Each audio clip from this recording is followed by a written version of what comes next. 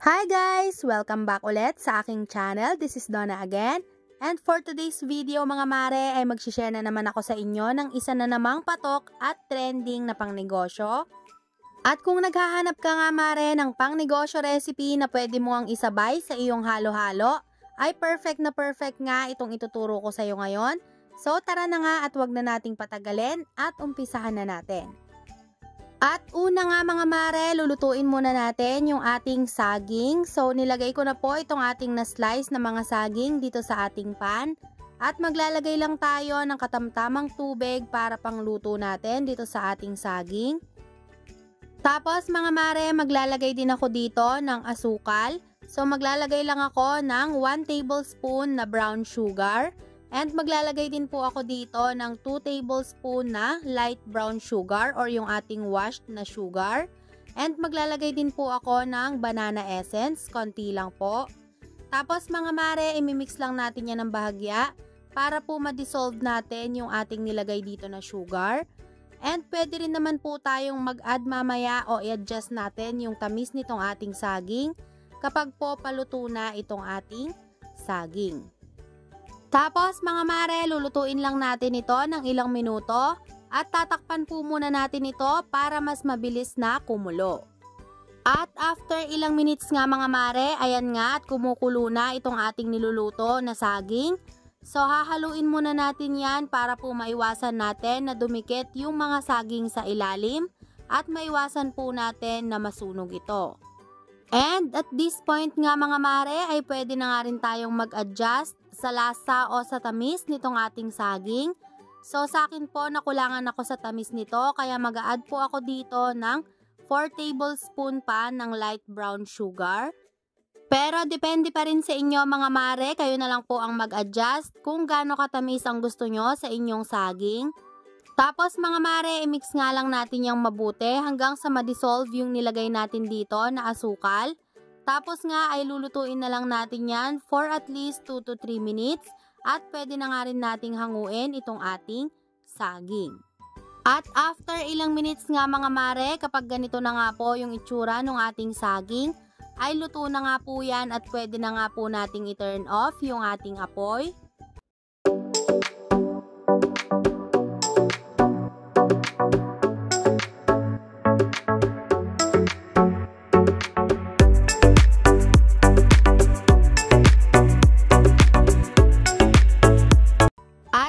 Mga mare, ganito nga yung gusto nating ma-achieve sa ating saging. Hindi masyadong durog pero hindi rin naman po matigas. So hanguin na nga natin ito mga mare at ilagay natin sa isang lagayan at papalamigin po natin. At eto na nga mga mare yung mga gagamitin nating mga ingredients. So meron po ako dito ang dalawang klase ng sago, parehong puti pero malaki at maliit. And eto na nga mga mare yung ating niluto na minatamis na saging. At mga mare, gagamit nga din pala ako dito ng dulce de leche. And syempre, hindi mawawala ang ating pinipig. At gagamit din po ako dito ng fresh na buko or fresh coconut. Pwede po kayong gumamit dito ng buko makapuno kung gusto nyo. Pero mas gusto ko po kasi yung fresh na buko. So ngayon nga mga mare ay pwede na nga tayong mag-start na mag-assemble. At una nga mare ay maglalagay muna ako ng ating maliliit na sago. So depende na po sa inyo kung gaano karami yung inyong ilalagay.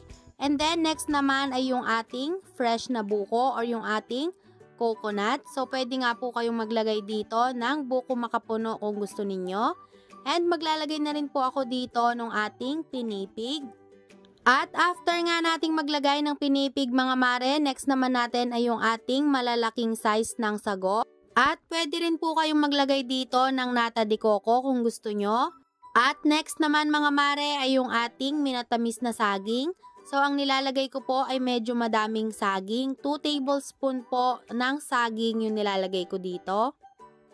Tapos mga mare, ang next naman ay magi-spread lang tayo ng dulce de leche dito sa gilid ng ating mga cups.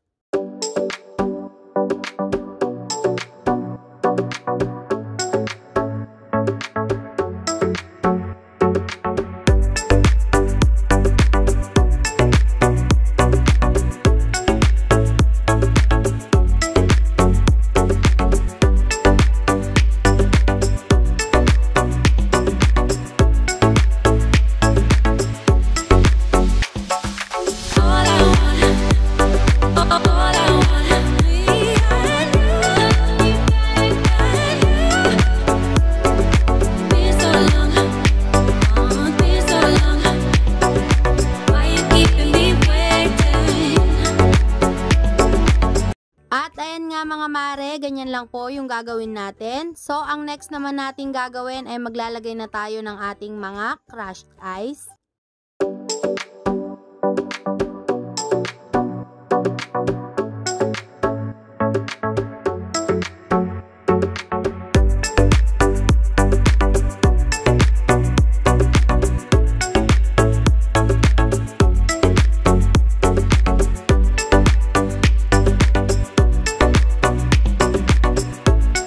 Sa paglalagay nga ng yelo mga mare, dapat po ay wag nyong masyadong pupunuin yung cup. At sunod naman mga mare ay maglalagay na nga tayo dito nitong ating gatas. At kung mapapansin nyo nga mga mare ay hindi nga ako naglagay dito ng asukal. Pwede naman po kayong maglagay dito ng asukal pero sa akin po hindi na ako naglalagay dahil matamis na po yung ating saging. And ito pong ating gatas ay combination po ng evaporated milk at ng condensed milk. At bukod nga mga mare, sa matamis na nga yung ating saging, ay matamis din po yung inilagay natin dito na dulce de leche. At bukod pa nga doon mga mare, ay maglalagay din tayo ng leche flan sa ibabaw.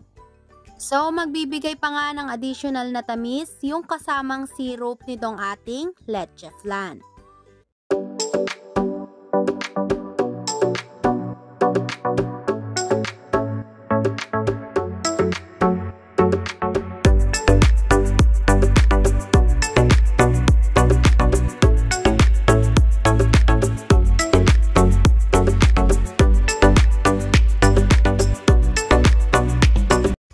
Ayan na nga mga mare, eto na nga ang ating napakasarap at napaka-creamy na crema de leche.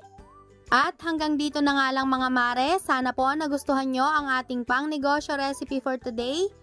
At kung meron po kayong pang-negosyo recipe na gusto nyong gawan natin ng video, ay comment nyo lang po down below. So, thank you guys again for watching and see you again on my next video. God bless!